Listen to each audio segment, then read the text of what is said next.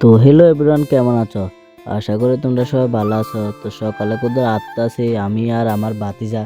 ভাতিজা অনেক ঘুমাইতেছে, ভাতিজার বাড়ি থেকে ডাক দিয়ে এসে আনছি। তো তে কো যাইতো না, আমি কেউ চল, তুই জানো অনেক ঘুমের থেকে ওঠে না এরকম।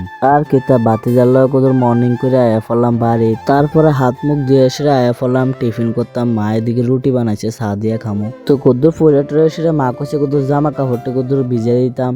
তো গরমের দিন আয়া পড়ছে, এখন শীতের জামা কাপড়টা উড়াইতে হবো। তো আমি বাড়ির মধ্যে কাজ করতেছিলাম, তারপর আমার একটা ভাইয়ে ফোন করছে, কয় দিকে বলে আইতাম। এডি কইতাছে ঘুরতাম যাই আপনি, এডি বলে কোনো যাইবো, এর লাগে আমার ডাক দিছে।